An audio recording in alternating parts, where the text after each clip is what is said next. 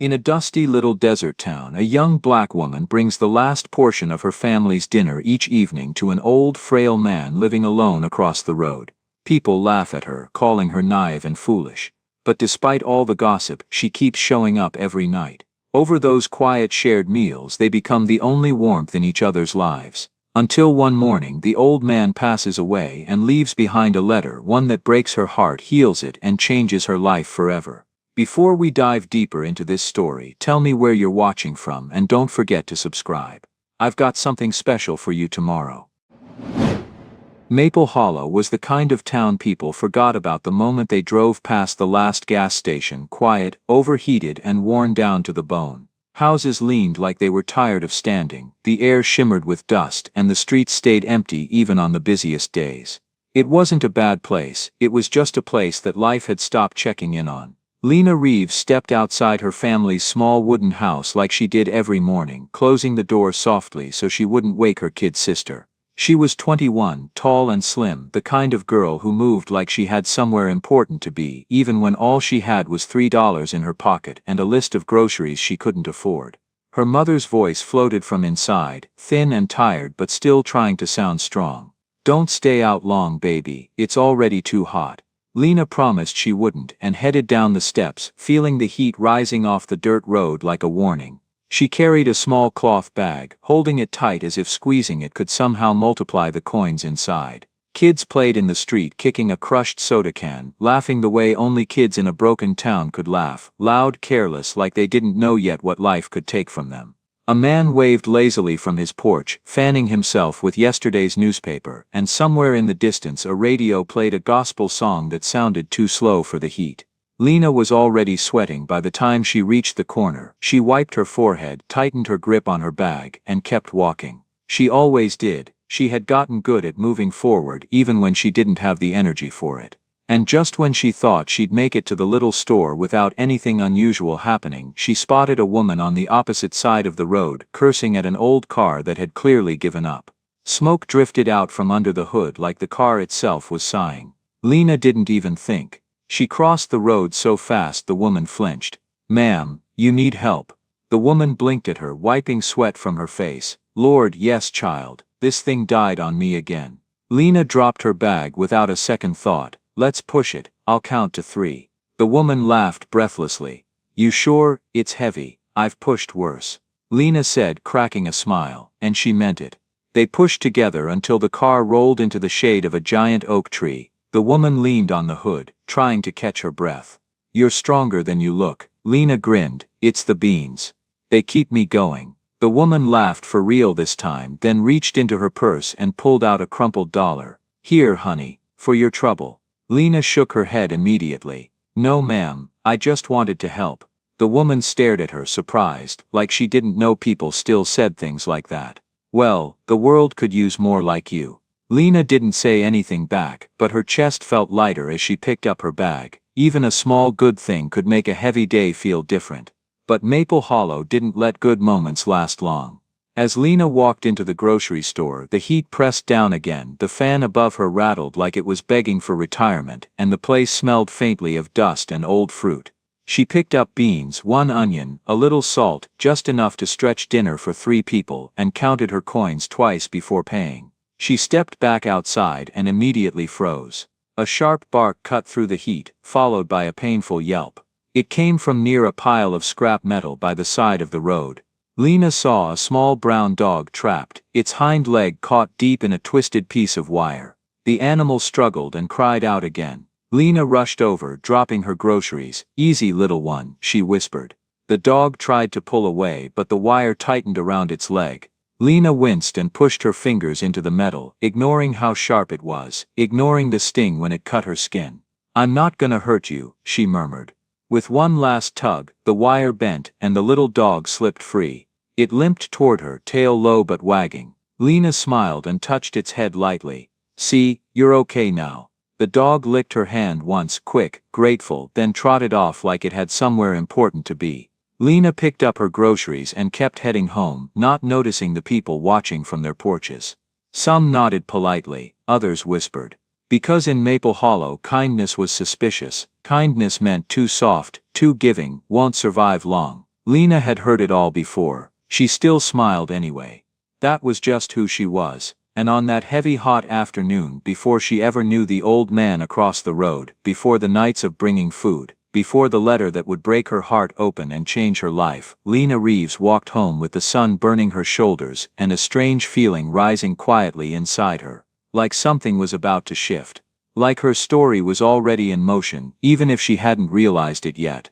The next morning, Maple Hollow woke under a gray, heavy sky, the kind that felt like it was holding something back. Lena stood at her window, rubbing sleep from her eyes, listening to her mother's shallow breathing in the next room and the soft rustle of her sister curling deeper under the blankets. For a moment, she thought she'd get a quiet start. Then something outside caught her attention, small at first, almost easy to ignore.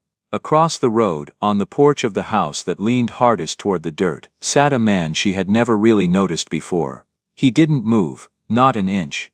Just sat there with his back bent like the years had pushed him down and left him that way. His coat was too big, the elbows patched, the buttons mismatched like they'd been fixed by a hand that wasn't steady anymore. A faded cap hid most of his face, but his hands, thin, trembling, marked with veins, rested on his knees. And beside him, right at his feet, sat a dented metal bowl. Empty. Lena frowned. Maple Hollow had plenty of people who struggled, but this man, she had never seen him up close. Maybe she had passed by 100 times without really looking. Maybe everybody had. She stepped out onto the porch, letting the screen door click behind her. She tried to act like she was just stretching, but her eyes couldn't leave the figure across the road. There was something about the stillness of him, like he wasn't waiting on anything but had nowhere else to go. Just then, Mrs. Carter from next door shuffled outside in her robe, cigarette already lit, hair in curlers that looked older than Lena. She caught Lena staring and smirked. "Don't waste your eyes on that one," she said, smoke curling out with the words. "That's Walter Hill, been sitting out there for years, doesn't talk, doesn't ask for help, doesn't want visitors." Lena turned. "What happened to him, Mrs.?" Carter shrugged like it wasn't worth thinking about. "Life, I guess. Used to be a carpenter. Built half the porches in this town back when folks still cared. Had a daughter too, bright girl. Left for the city and never looked back." She flicked her cigarette into the dirt. "He's just stuck. That's all." She headed inside, leaving the smell of smoke behind her. But the silence lingered, hanging heavy between Lena and the house across the road. Lena didn't know why, but something tugged inside her, a small pull, the same kind she felt yesterday when she helped the stranger with the broken-down car and freed that scared little dog from the fence. It wasn't dramatic. Just a whisper inside her, "Don't look away." She went back inside, made breakfast for her sister, helped her mother take her morning medicine, and tried to push the image of the man on the porch out of her mind. But every time she passed the window, he was still there. Same posture. Same stillness. Same empty bowl sitting like a quiet confession of need he refused to speak. By noon she stepped outside pretending to hang laundry, but really she was looking again. In the daylight she could see him better, white hair thinning, skin lined like cracked wood, eyes lowered as if he were reading something on the ground no one else could see. A group of teenage boys rode by on their bikes, laughing loud, careless. One of them shouted something cruel about the porch ghost. The others cackled as they pedaled off. Walter didn't flinch, didn't lift his head, didn't defend himself, just stayed still. That was the moment something in Lena tightened, not anger exactly, but a kind of ache. Because she knew what it felt like to be talked about, judged, sized up by people who didn't know the first thing about her life. Later, at the grocery store, she heard whispers again, this time about him. That old beggar's still out there. Man should be in a home somewhere. Or at least stop looking so pathetic. Lena didn't respond. She never did, but the words followed her all the way home, sticking to her like the dust on her shoes. And when she stepped onto her own porch again, the sun setting low behind the trees, she looked across the road and saw him still sitting there, same spot, same bowl, same silence, but this time, his head lifted for just 1 second. Their eyes met. There was no anger there, no shame. Just tired recognition, like he was surprised somebody had finally seen him. He nodded, a small polite gesture, like a man who still remembered his manners even if the world had forgotten his name. Lena nodded back before she even realized she had done it.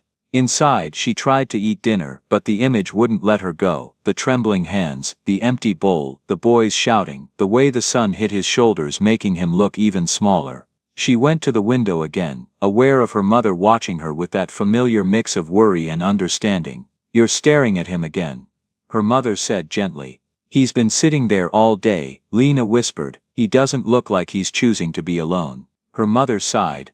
"Some folks just get left behind, baby." Lena swallowed. "Doesn't mean they deserve it." That night, long after everyone else had gone to sleep, she sat by the window again. Through the thin curtain she could still see the shape of him. Still, silent, waiting for something he probably knew wasn't coming. She didn't know why, but the thought hurt. More than she expected.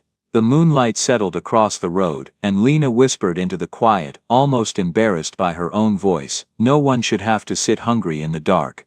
She didn't know it yet. Not tonight, not in that small moment where her heart cracked open just a little, but this was the beginning. The first step toward something that would change her life forever. That evening, Maple Hollow felt heavier than usual. The heat hadn't broken, the air clung to the walls, and the tiny kitchen in Lena's house filled with the smell of beans simmering too long in an old pot. Lena stirred them slowly, more out of habit than hunger, listening to her mother's quiet breathing from the next room and her sister humming to a radio that barely got reception. It should have felt like every other night. It didn't. She glanced out the window again. Walter Hill was still there. Same porch, same bowl, same silence swallowing him whole. Something inside her tightened. Not panic, not pity, just certainty. Like the day had been pointing her toward this moment since sunrise. Without saying anything, she grabbed a clean glass jar from the shelf, one they used to keep sugar back when sugar wasn't a luxury. She filled it with beans, tore half a slice of cornbread from a small pan, and set it on top. Her hands shook just a little, but she tightened the lid anyway. Her mother's voice drifted in, sleepy and suspicious. "Lena, what are you doing with that jar?" Lena hesitated. "I'll be right back." Before her mother could say anything else, she stepped out into the fading light. The sun dipped low behind the trees, turning the whole road gold like it was trying to make the old houses seem softer. Dust floated in the air with every step she took. Her heart beat a little faster, not fear, just that strange pull again. The porch steps creaked as she climbed them. Walter looked up, startled by the sound. His eyes were clouded with age but clear enough to show surprise. Nobody walked toward him. "Not in years." "Evening," Lena said, voice gentler than she expected. He blinked, adjusting his glasses like he wasn't sure she was real. "Evenin', miss." She held out the jar, both hands steady now. "You look like you could use something warm." Walter stared at the jar for a long second. Too long. His fingers hovered a moment before he reached out, careful, almost scared he might drop it. "You bringing this for me?" "It's just dinner," she said quickly. "Nothing fancy." He swallowed, and his hands trembled harder as he held the jar close like it was something breakable, something sacred. His voice cracked a little. "You didn't have to trouble yourself." "It's no trouble," Lena said. "There's enough to share." He unscrewed the lid slowly, and the smell of beans drifted into the warm air.